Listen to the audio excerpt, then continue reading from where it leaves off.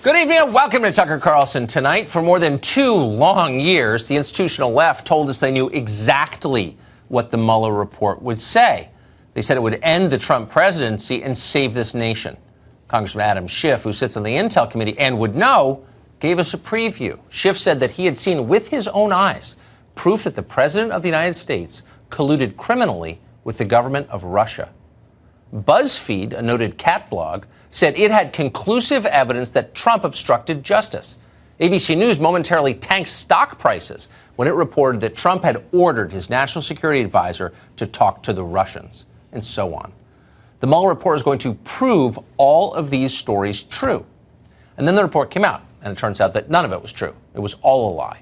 So how did the people who told and repeated those lies respond? Well, they could have done what decent people do. They could have resigned their jobs, tearfully apologized for misleading our country, and then moved to Paraguay in shame. They could have done that, but they didn't.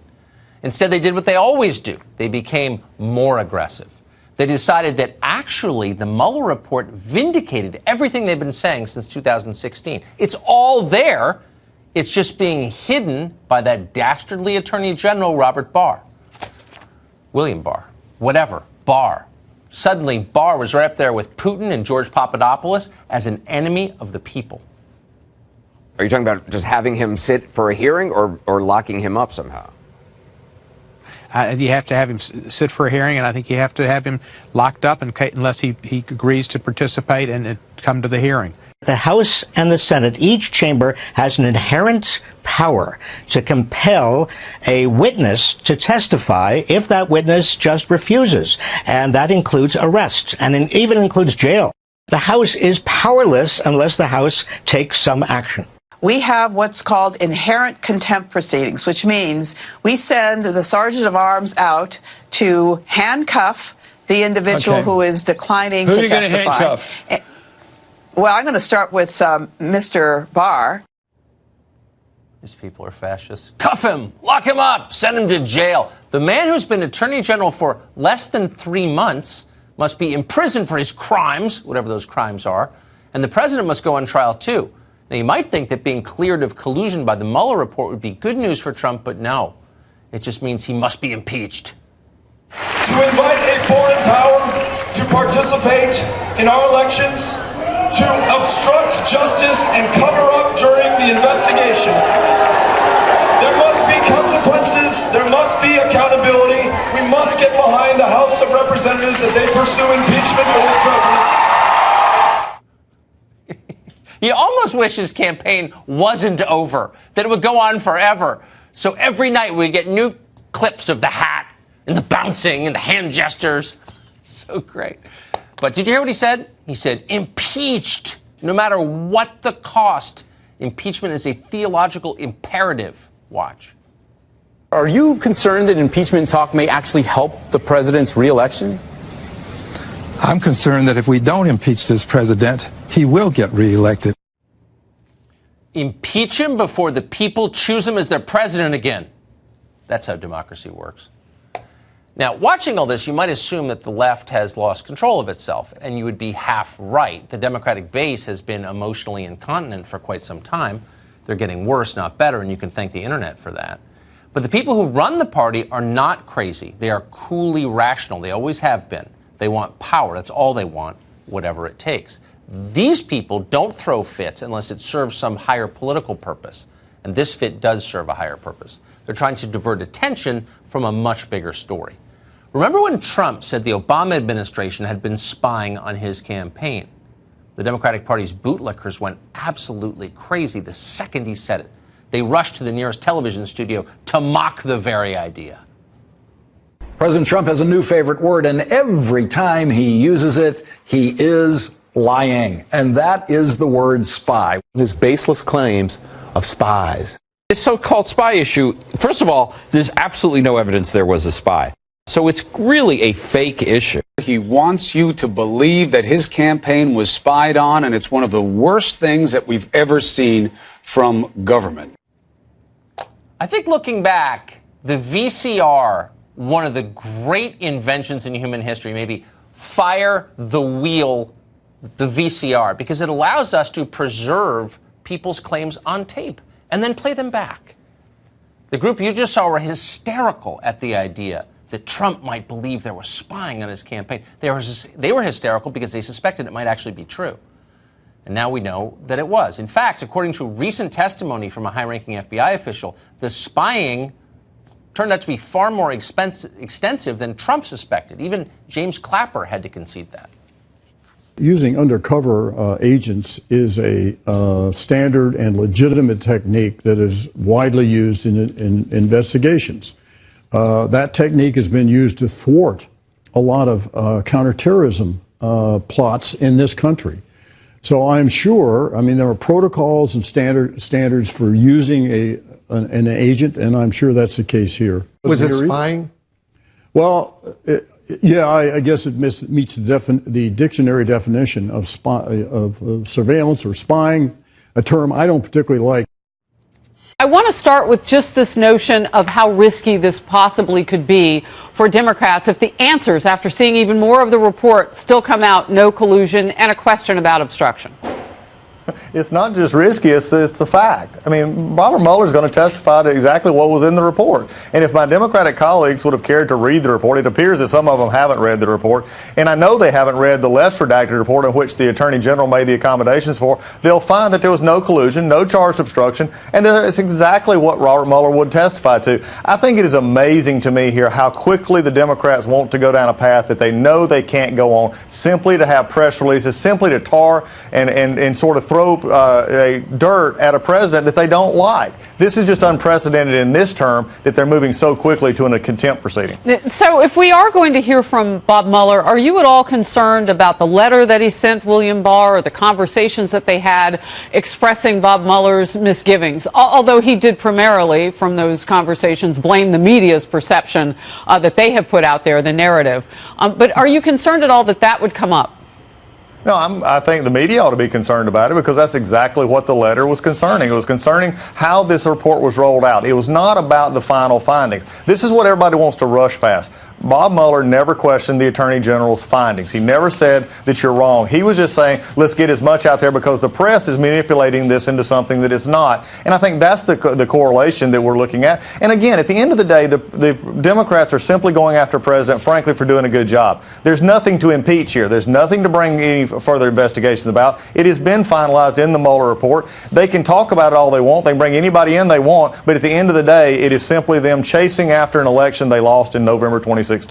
Congressman Collins, I want to hear from the president on this because it seemed to be a shift a bit in terms of who's in charge of whether or not Mueller should testify. Before it was AG Barr would make that decision, and then the president said this. Mr. President, should Mueller testify? Would you like to see him testify? I don't know. That's up to our Attorney General, who I think has done a fantastic job. Just this weekend, the president saying that he shouldn't testify. Bob Mueller, what's different?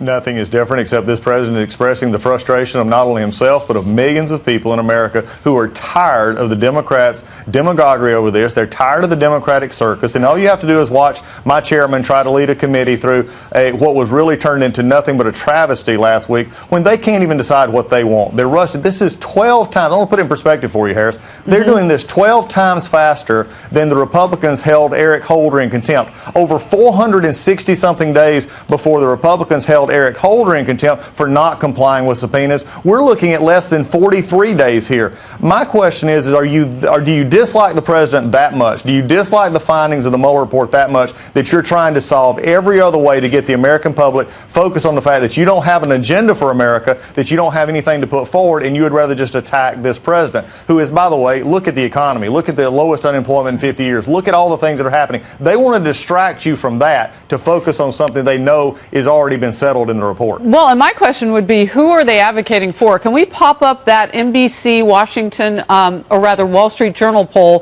which shows that the Mueller report has not changed Americans' minds at all about whether it clears the president of wrongdoing? I mean, the numbers are solidly the same. So what is the advocacy here by Democrats?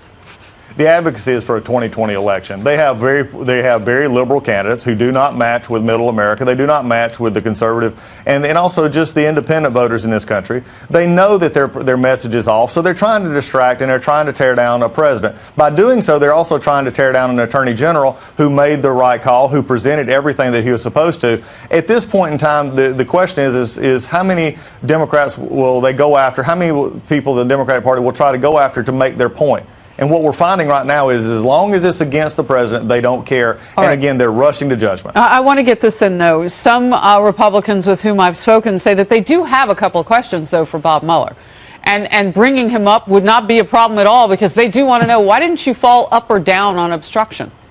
Oh, thank you for that. I mean, I want to ask Bob Mueller. I want to know not only the obstruction issue, but I want to go back to further. Did he actually go through the basis for this investigation? Did he actually dig into the underlying evidence of what we've seen from the cabal of Strzok and Page and Comey and going back into how we got to the Russia investigation at all? We see a little bit of it in the Mueller report, but my question is, did you question how this even started? And if so, how did you do it? This is where it goes back to. This was nothing but a bunch of folks that you and I have talked about and many others through the transcripts we've released that say there was a problem in the whole beginning here. Bob Mueller could answer a lot of those questions, and that's the question that I want to answer him. He's already answered the final. No collusion, no charge of obstruction. Well, we have the report. I want to go back and exactly. I want to go back and find out what did he do on the proceeding. And I know from Kellyanne Conway, special counselor to the president, that that's how they see it, that Mueller's already spoken. But you agree that there are some further questions that could be asked if he testified. Representative Collins, always great to see you. Thank you for being with me. Thanks, Harris. Good to be with you as well. All right, let's get the read on all of this from California Republican and a key judiciary member in the House, Tom McClintock. Congressman, very good to have you.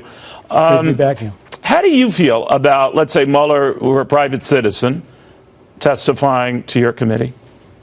Well, there are a lot of questions I'd like to ask him, so I hope that happens. I'd like to know why he showed so little interest in how the greatest lie in the history of American presidential politics entered the public discussion, was used by high-level officials in the Obama administration, first to try to influence the presidential election, and then when that failed, to try to undermine the President of the United States, having been duly elected for more than 2 years. I'd like to know why he stacked his investigators with Democratic partisans. There's a lot of questions I'd like to ask him, so I hope he does come before the committee. Now, the president, for whatever reason, and maybe because he's still technically a government official, doesn't want him to. Were you surprised by that? Because to your point, this could provide an opportunity for Republicans to ask just those questions.